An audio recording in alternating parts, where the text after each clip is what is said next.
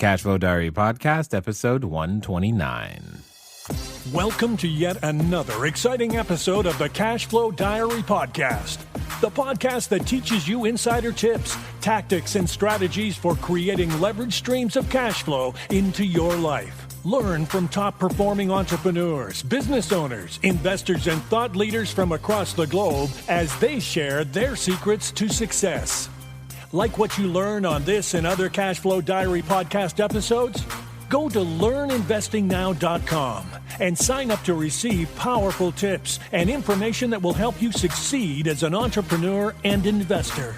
Now, here's your host, investor, entrepreneur, business owner, educator, speaker, author, and master facilitator of Robert Kiyosaki's cash flow game, Jay Massey.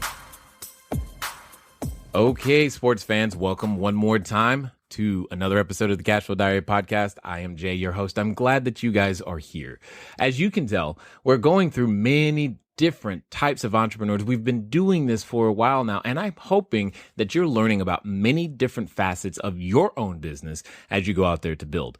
You know, not everybody wants to do real estate. I get that, but everybody wants business. Everybody wants things like cash flow. And there are many different ways of attaining it, and hopefully you appreciate the variety of the individuals that come. However, regardless of what business you're in, guess what you need? You need a customer. Where are they? No customers equals no business. The question is how on earth are you going to go find them? As an investor, yeah, we need buyers and sellers and investors and all these other things. And we have marketing strategies that we develop to go make them happen.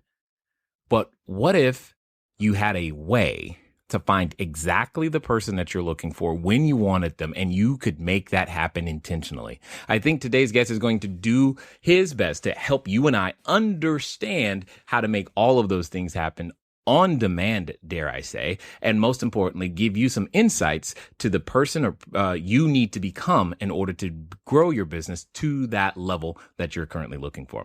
Today's guest is Steve Daar, current author of Profit Hacking. You definitely should go find that. But one of the things that I really like is that he prefers to help, yes, businesses, but also nonprofit organizations that have a mission. And the key word to understand is to have a mission. One of the most important things that you can do for your business is not necessarily desired just to earn money. We don't just make dollars. We make a difference. And that's the kind of people you want to align yourself with. Obviously, Steve is as an expert at driving, converting, and monetizing traffic because he's managed over 1.3 million in online advertising spend, working with Fortune 500 companies. And he's been an entrepreneur since completing his undergrad degree. I have a sneaky suspicion we're about to learn a whole lot. So welcome, Mr. Steve Daar. Steve, you there?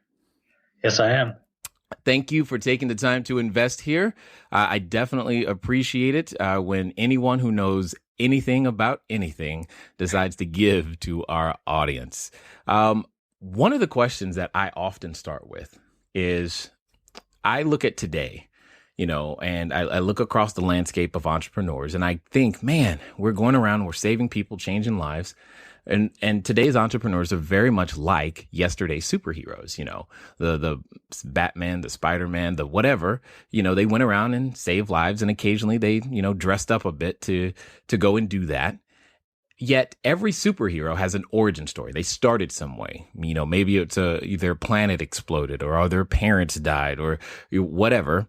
Something happened and they then became the superhero we know today. So my question to you, Steve, is very simple. Before you were the author, before you were out there saving lives using the tactics and strategies that you know, who was Steve Daar? I love that question. And actually, a friend of mine, he runs something called Archangel Academy, and it's for entrepreneurs who have that big heart, who have their mission, and it's like really superhero themed. And so I really dig the connection. So who I was before I got into all this, I was a finance major. I graduated undergrad with a finance degree, and I was hired to be a financial advisor, specifically for K through 12 school teachers. And I thought I was going to have that job for decades. I thought that was going to be my career. And I noticed really quickly that the company that hired me, they're one of the largest companies in the world, this massive, massive insurance company. Basically, they were hiring people like me in this position to not really be a financial advisor, to not really be a true fiduciary, but to kind of be a glorified insurance salesman and selling these plans that I thought were not that great for the teacher. There was a lot of really expensive hidden fees. There were all these benefits that they taught you to sell, but the odds of them ever coming into play were almost zero.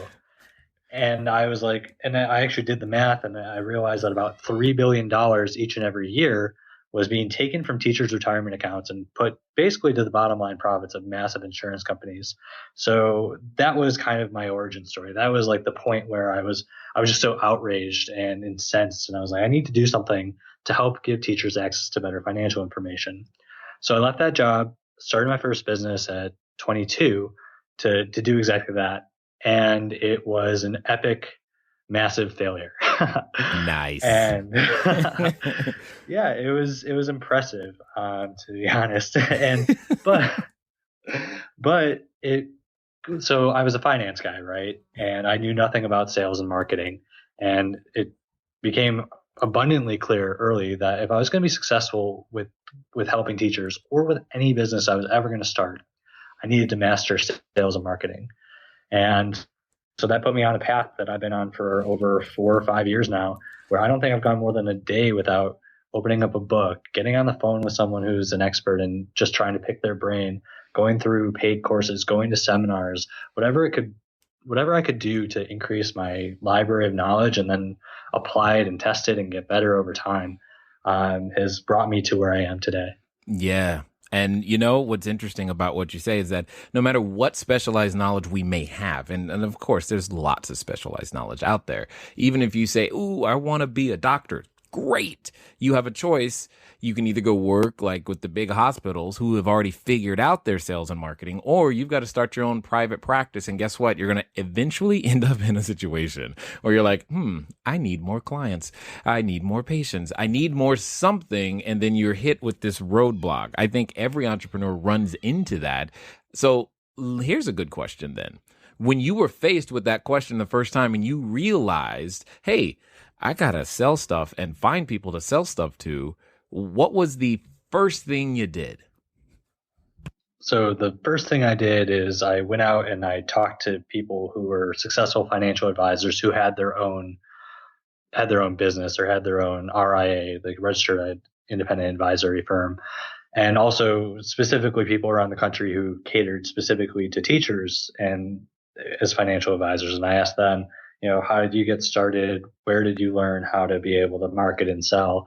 And some people recommended certain marketing experts, and I started learning their stuff. And the biggest one early for me was Dan Kennedy, and I started learning a lot about copywriting and direct response marketing, both offline with direct mail and then online with, basically the majority of forms of advertising online can basically be qualified as direct response. And that's kind of where it started for me. Yeah. And my point there is you didn't just necessarily go and say, okay, I'll figure it out on my own. You were trying to leverage the experience of other individuals, which again is I would say a pattern for many of the entrepreneurs that we've definitely have talked to. Now, when you mentioned Dan Kennedy, I know for myself, although interestingly, it's a relatively new name to me.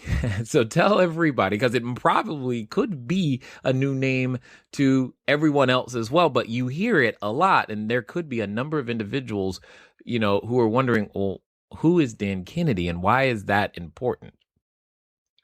So Dan Kennedy is mostly a copywriter, but also marketing strategist. And in my opinion, he is brilliant, but he's also very, very good at extracting money from people like customers. And so he's got this really interesting model of giving a lot of information away for free or for low cost in books. And then he gets you into his world where you're paying like monthly membership fees and like all these things and seminars. So my main recommendation is for people, if you really want to get into it, like if you read his books, especially if you're a reader, just buy his books and you get 90%, 80% of what he teaches without having to get into like the really expensive stuff.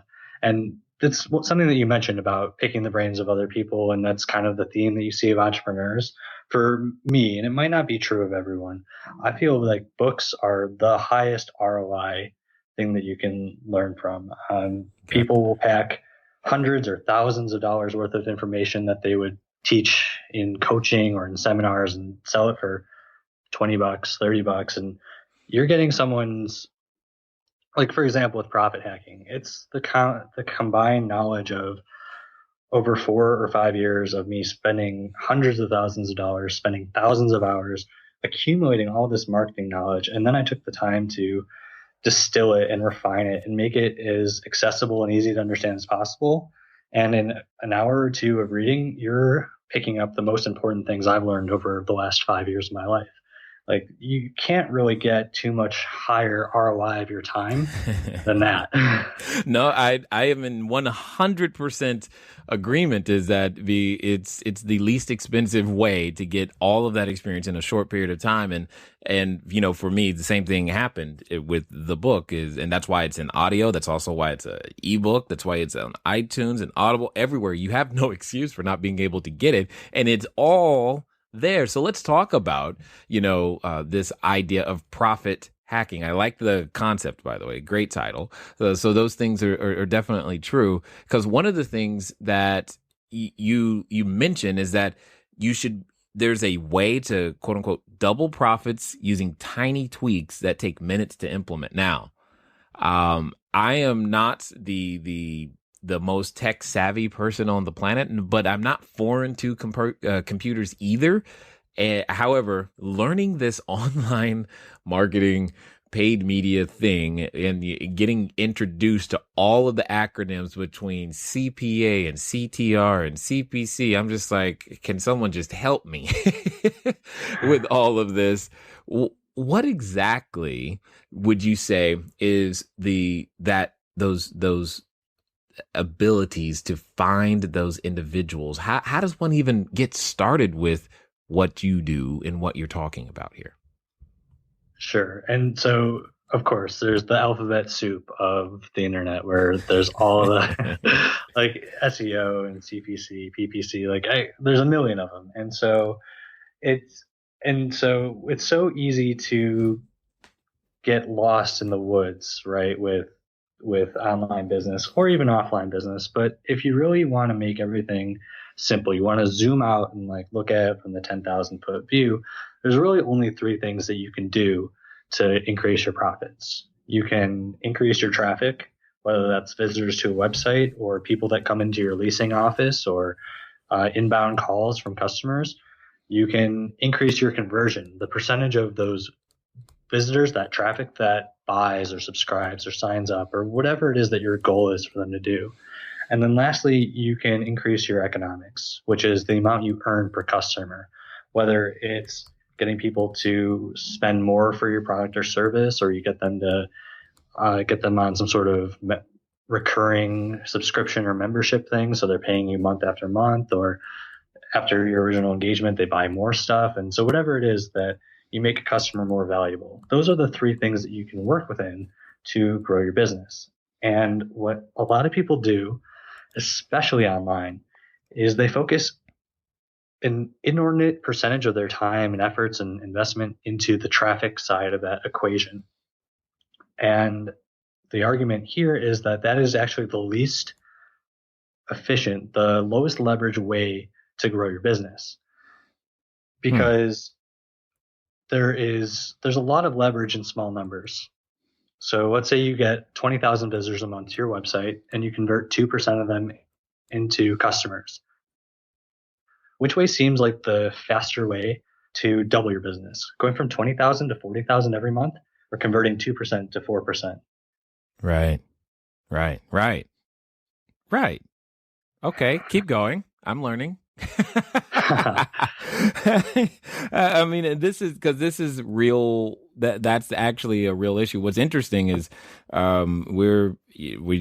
we would love to be at 20,000 people coming to the website, but we're definitely working through those pains. But we have a pretty high conversion for those that do actually get there. So I'm just learning through this process of where that leverage point possibly is. So okay, I'm listening now.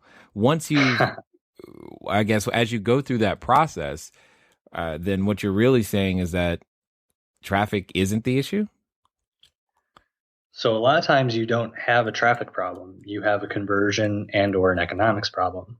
So let's say that you can buy either through Facebook advertising or Google advertising a click for $1. And if so, 100 clicks is $100 to you in this scenario. Right. And depending on the percentage of people that end up buying and how much they spend, your revenue per visitor is either higher than or lower than $1. And if it's higher than $1, then you want to make that trade over and over and over. So everyone who comes to your site, maybe you earn $1.50 and you're spending $1. So it just makes sense to make that trade as many times as you can each day. But if you're under $1, if you're under $1 in revenue per visitor, then you're losing money with every click that you buy. And so the only way to make your traffic more valuable is by either getting more of your visitors to convert or earning more per. Getting more traffic is never really going to increase your revenue per visitor. And so it's kind of like once you get the conversion and the economics in your favor, then you can just pour as much traffic into the engine as possible, and you can get it from all over the web. And if you're better than your competitors at converting people, like if you can show through your website, whether with the most engaging copy, the most interesting testimonials and case studies, or whatever it is that your visitors need to see and read and feel to know that you're the right solution for their problem. So if you can out-convert and then you can keep those customers longer, get them to spend more, then it's almost impossible for anyone else to compete with you, because you can, since every customer is worth that much more, or every visitor is worth that much more to you than they would be to anyone else, or to, your website. If it was not as strong at conversion or economics, then, you can hire the best SEO team, you can hire a social media team, content marketers. And that's kind of what you're talking about, is you're getting deep into this online marketing thing. And it's hard. It's really hard to learn how to do all these things. Like it's almost impossible to be an expert in all of them. But if you really understand your customer and you know them well, and you're able to show them what they need on your site, and you get those early things going in your favor, then you can hire people. You can go out and hire people who are expert in their various niche. So you don't need to be the guy learning everything. And that's really what you don't want to be as the entrepreneur and the business owner anyway. You want to be the CEO and you want to be the manager rather than the technician doing all the things. And conversion economics is really where that all starts. Interesting.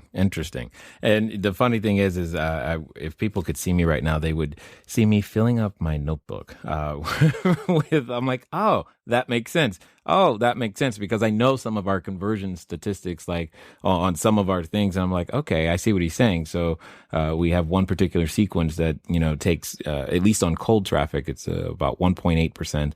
Of the people who enter convert, whereas on organic traffic, it's closer to 8 point something.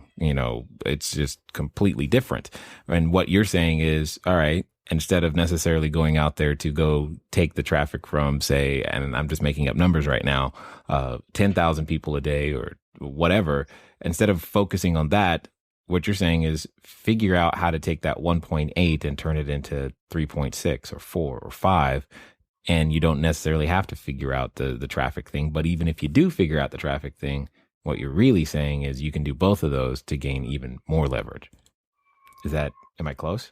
Yeah, definitely. And so you have to think about in this exact example, the organic traffic. And sorry if you can hear a siren. I live in the south side of Chicago, which is the crime capital of the United States. So it's not it's not an uncommon sound. And so in your specific example, when you have the high conversion with organic traffic and the low conversion with cold traffic, so what is probably happening there is people really tend to trust the results they see in the search engines, especially if you're number one or number two. Google kind of has that halo effect where people see, okay, this is the top result, so Google trusts them, so then I can trust them. I see. And so that might make it really appealing for them to say, okay, these guys are the solution I'm looking for. But for cold traffic, they might not have that same level of trust right away. They're a little more skeptical. They're more back on their heels. And so you might need to separate. If you're showing them the exact same page, you might need to create a separate page just for cold traffic that has more testimonials or more guarantees or more proof. Or instead of like asking them for something right away, you give them something right away and prove that your content or your solution is what they're looking for. And then after you sufficiently prove that, then you make your ask and you might see higher conversion rates. Are you tired of letting good cash flow generating ideas go to waste? Go to cashflowdiary.com/ready to apply for a complimentary, yes, that means free, one-on-one breakthrough session. Take action now. Go to cashflowdiary.com/ready. Again, that's cashflowdiary.com/ready. Before we get back to today's episode of the Cashflow Diary podcast, your host Jay Massey has some important insights to share with you. Okay, entrepreneurs, I hope you're listening, because the skill sets that we've been going through and understanding how to attract individuals to you online as well as offline is absolutely necessary if you are going to grow your investors, your buyers, your database in any way, shape, or form. And I hope you're learning as much as I am learning as I listen to individuals like Steve who have the ability to help you and I go out there and reach and touch and affect more people. These skill sets are absolutely necessary. They're not optional. And I want to make sure that I underscore that. You know, it's like saying, hey, Jay, I'd love to be able to, grow up one day, but I don't want to learn to walk. Well, understand the skill sets that we're talking about today, because of the way businesses are changing, because of the reach you can have for your business to build your cash flow. What we are talking about is absolutely necessary for every entrepreneur. I'm not going to keep you from it any longer. Let's get back to it. Interesting. I love that, because that's actually the slant we had been taking for that very thing. So that makes me feel good. It's like, hey, I got good advice on that one. Now, the interesting thing that when you say profit hacking, is it things like this that you're referring to? What exactly? Because you talk about a profit hacking formula. I'm just like, all right, what is that? What does that mean? Sure. So the formula is traffic times, and then in parentheses, conversion times economics. So the three things that we talked about, and it all equals revenue. And so those are the three things that we talked about. And basically, your conversion times your economics is equal to your revenue per visitor. And then you multiply your revenue per visitor by how many visitors you have. And that's your revenue. And so the formula is, okay, these are these three things that we can work within, and which ones have the leverage, which, as we previously went over, are conversion and economics. Got it. So that I can translate this to something that I might actually already understand, I'm just, it is what it is. When you say things like revenue per visitor, would that be the same as customer lifetime value, or is that a different number? So, yeah, I mean, it would basically be, I would say that's an apt comparison, definitely. Got it. Okay. Awesome. Great. All right. Because I'm trying to get a handle on these things so that I can go out there and use this and reach more people. That's what I think every entrepreneur does.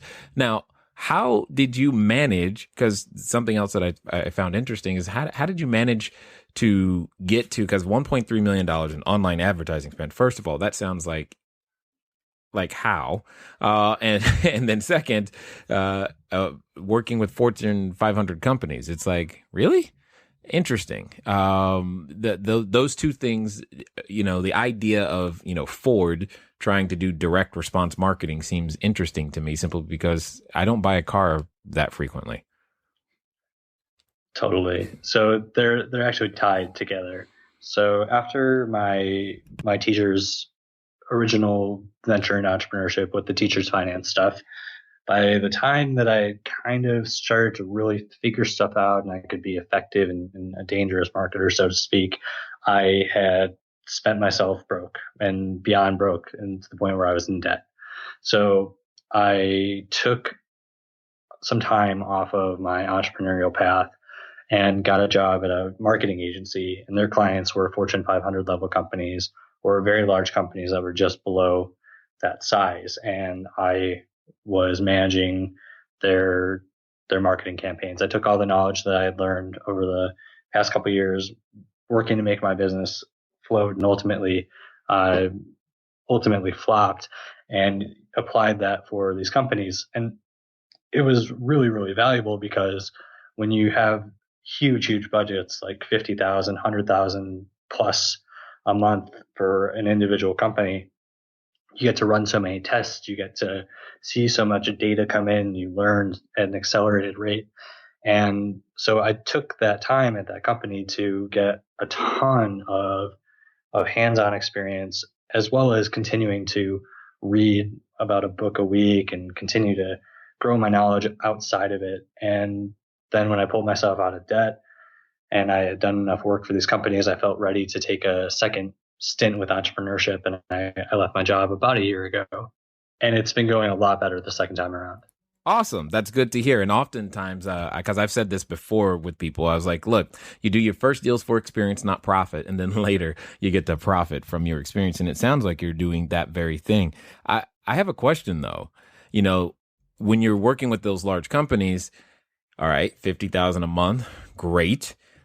Very, very as in none of the small business entrepreneurs that I'm aware of are anywhere near to being comfortable spending a number like that on an annual basis, let alone on a monthly basis. So how does someone who's thinking about their idea or has their business going a little bit and wants to be able to reach more people, how dare they even venture in? Because if we can't compete with $50,000 a month, does it even make any sense for us? Yeah, and so that's the question that I've heard a couple of times. And so it's totally true that they're playing a different game, but they also, I feel like the advantage for the smaller people is agility. And when I was working for these clients, it was my number one frustration point is that I had all these ideas for how to improve their marketing campaigns, and it took 7 meetings on their end to even consider the committee for approval. And so the sloth and the bureaucracy that they have, it really puts them at a disadvantage to an agile marketer. And so what I really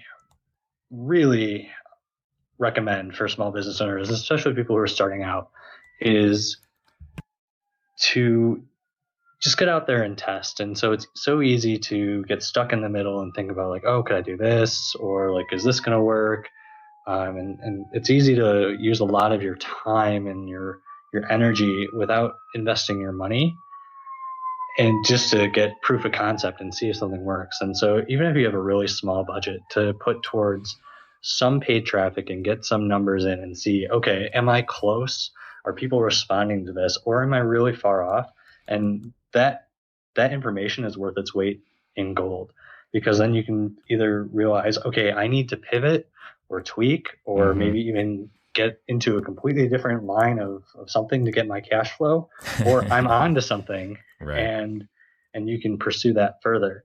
And the second thing I recommend is you need to get out of the building and you need to talk to people. Like really get clear on who your customer is or who your market is, who you want to serve, and talk to them. Whether it's you call them up, you meet them in person, or you find some ways to survey them online and get in their own words. What are their pain points? What are their hopes and dreams and goals? What are their frustrations? What are they currently using to solve the problem you want to solve? And where does it fall short? And when you get that information in their language, that'll make your ability to adequately deliver a solution that they want and be able to sell it through your copy or through conversation infinitely more effective. Interesting. Now, you speak to this process of getting some numbers and some data. How much is some numbers? Because when you say a small budget, and we were just talking about $50,000 a month, someone could have interpreted that and said, well, how much is small? Because small could still be too big. Where does one choose to start, or what is there any sort of methodology for these types of things? Because this, again, the frame of reference is going from 0, not coming down from 50,000. Right. So small would be like 48,000 a month. There you go.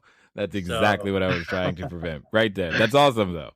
No, so no, I mean, I would say even if you have $100, $200, and you can just get in some traffic to your site, and if you have traffic coming in from other ways, like that's great, and you can continue running those strategies. But the reason why I normally, for people just starting out, recommend paid traffic over trying to do SEO or content marketing or like, I'm going to make that one thing go viral.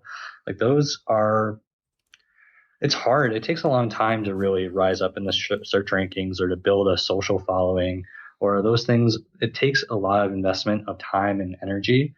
And I feel like I have a very limited, scarce amount of time. And there is an abundance of money. Like, I know that's not always true for, like, I know in my life for a long time, I had a scarcity mindset around money, but like you will earn more money in your lifetime, but the time after today is gone, you'll never have this day, these 24 hours back ever again. And so when you think about it that way, it makes a lot more sense to invest a little bit of money to get that early feedback, and then take what you learn, whether it's a lot or a little, it's a starting point. So, $100 is better than $50, $50 is better than $0, but you don't need to have some massive budget to at least get a start and a sense of whether you're on the right path or not. Nice. Got it. Totally understood. All right, everyone. Just understand, as I'm going through these things, this is the information that I'm getting back too. It's like it's work. You got to get that information. The good news is that because of today's technology, you don't have to have billions or millions or even thousands to get started. You can go out there and start with something as small as he said, $100. Now, I got to know, Steve, there's so many places we could go start. Is there any one place that you would recommend over another? I mean, you've got Bing and Yahoo and Google and Facebook and pick. So the two I would recommend, and it's your choice between these two depending on your business. And so if you think that your solution, it's more likely people are going to be searching for a specific solution. So we'll just say, for example, you had some treatment that cured acne as an example. Then you're not going to be targeting like groups of people. You're going to be targeting people who are specifically searching into a search engine how to clear up acne, how to get rid of pimples, and you want to serve your ad directly to them. If that's what your business is along the lines of, then I recommend starting with Google. But if your business is more along the lines of like reaching out to a certain demographic of people, or maybe a psychographic of people, so things that people like for example, if you are a wedding DJ, it might be good for you to target in Facebook people who recently changed their relationship status to engaged, because then you know that you are targeting only people who are in the market for wedding services, and they might not necessarily be searching in Google for your service. They probably are at some point, but I think that's a good example of how to target people. And with Facebook, everyone willingly gives all their information to Facebook. So they know what books you like, what TV shows you like. So I've seen a lot of people do things where they'll create T-shirts for a popular TV show or celebrity, and then they'll target people who are fans of that show and say, hey, we've got this T-shirt that's exactly for this thing that you've told Facebook you like. And they make a decent amount of profit off of it. Yeah, exactly. So I guess the question then becomes is, when you're trying to do those things, it feels like it could be a really big black hole of money. How do you know which one to start with, or more importantly, how big to go? Because they always tell you gotta have a good reach and you gotta go talk to a lot of people. Well, there's, I don't know, billions online, and I can't reach all of them with $100. I've got to choose. Is there any sort of methodology for figuring that out?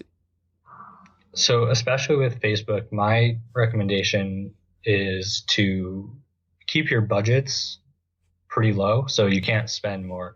So you wouldn't spend more than, say, $5 or $10 a day, or however much you set your budget at, so that you've got caps in place. So it's not like you're going to be spending, unknowingly spending $1,000 in a day. And then I would also generally recommend, when you're starting out, bid high. But what I would do is, if like you're really early, think of what could be an irresistible offer to this person that's clicking. And if you can just get them to take action, and then you have them in your email system, or you can get them to call you, or you can figure out a way to get in contact with them. And then you can start asking them those questions that we talked about earlier that really gets you into the mindset of your customer. Then that is information worth untold amounts of money. And so, or, if you just want to go with your standard offer, the key is just knowing your numbers. So keeping your eye on the dashboards within the tool, and letting you know, okay, this is how many clicks I got, this is how much it costs for a click, and this is how many sales I made, or how many leads I generated. And having just a basic idea of how much a lead is worth to you, or how much a sale is worth to you. So you can be like, okay, so here's my cost per click, and here's my revenue per click. And how far off am I? Am I close to creating? Because it's like the dream to have a site that cranks out a higher revenue per click than cost per click. Then you've basically got the golden ticket to just make that trade over and over, and it's profitable every time. So, a lot of times, even if you go back to before the internet and there was all the direct response copywriters, a lot of times the first time they would mail something like to a mailing list, they wouldn't be profitable, but they would look and say, okay, where are we off? So maybe a certain type of person responds better, so we need to target them more heavily, or the conversion rate is just a little bit off, or if we made $2 more per sale, then we would be profitable. And so those are, it goes back to what I was talking about. That's traffic, that's conversion, and that's economics. They're timeless. It doesn't matter if you're offline, online, what year in business you're in. Those are the things that you have, the levers you have to pull to grow your business. And when you're able to kind of play with all three of them, and especially when you're working with the high leverage ones like conversion and economics, like you'll be able to learn, like, okay, am I in the ballpark and can I make this work, or do I need to go back to the drawing board? Right. Now, I just want to make sure, though, I heard you correctly. You said set your budgets at $5 and $10. That's very small. That's very, very doable. Yeah, and with Facebook, or with Google AdWords, you could do that per day, and so it's definitely doable. I mean, depending on what you're targeting, you might only get a couple clicks a day, but I mean, it's a start. If that's where you're at, that's fine. It's just like the thing is, I want people, and it's whether in business or life, changing a habit. it's all the same, right? Like you need to just get started and you need to learn and you need to like get out there and do it. Otherwise you'll waste weeks, months, maybe even years of your life in the dark and wondering about what if. And maybe someone is different, but I think that living with what ifs and regrets are like the last thing that you want to have when you're on your deathbed. Huh. Don't want to wait that long, but yeah, sure. Don't want any of those if we can avoid them in any way, shape, or form. So your specialty then is being able to understand a particular company's customer and helping them find that customer. Is that am I accurate? Am I close? Yeah, I mean, that's a huge part. So my main area of specialty is conversion. So getting what makes people click, what makes people subscribe, what makes people buy. And a huge part of that is understanding who they are, getting inside their head and understanding their problems and their needs and where they are and where they want to be and what they think is stopping them from getting from point A to point B. And then basically delivering your message, your product, your service as the mechanism that will get them from A to B. And if you can do that, you're going to get buyers. Nice. Excellent. So if someone wanted to find out a little bit more about who you are, what you're doing, and what you're up to, what would be the best way for us to get a copy of the book and find out what you've got going on? So for a copy of the book, profithacking.com is a great place. Just for about me personally, I think I'm the only Steve Daar out there. So if you Google Steve Daar, I dominate page 1 of Google. Yeah. And yeah, I mean, those are the two best ways to learn a little bit more about me and about the book. Excellent. You probably want to spell the name just in case. Yep. Steve with a V and Daar, D-A-A-R. Exactly. Excellent. Well, I definitely appreciate you taking the time to invest with us here at the Cashflow Diary. What do you have to say to that person who's right now thinking to themselves, should I, shouldn't I, will this media thing really work for me? So, I mean, I think that this is going to be a broader answer than maybe what you're looking for, but it all starts with you and it all starts internally with your mindset. And so, like, if I could give any advice, it's learn maybe something about a stoic mindset or get some things going that just teach you how to always move forward. Don't let yourself get too down if you spend some money on media and it doesn't work, and don't let yourself get too up or too overconfident if it works out well the first time, because there's always a way to improve. There's always more to learn. And if you just constantly improve, you focus on incremental gains each day, you'll be surprised at how fast you'll improve, how fast you'll get to profitability and get to those places where you want to go. Excellent. Well, sir, thank you very much for investing your time here with us today. Thank you for having me. All right, ladies and gentlemen, you know what time it is. It is time for you to move at the speed of instruction. What does that mean? That means profithacking.com is probably the destination you are headed to, especially if you're wondering, all right, how can I find more investors? How can I possibly get more sellers? What could I do to attract the individuals that have the assets that I want to purchase and go out there and make things happen? Or maybe, your business is different. Maybe you're looking, your customers are, you call them clients, or maybe you're looking for more patients to work on. Whatever it is, you got to build your cash flow. And part of that process is finding the person and helping them understand why your product or service is what they're looking for. And I'm guessing that something you heard today has helped you make that happen. It's been fun talking to you guys again. I look forward to talking to you soon. Until next time.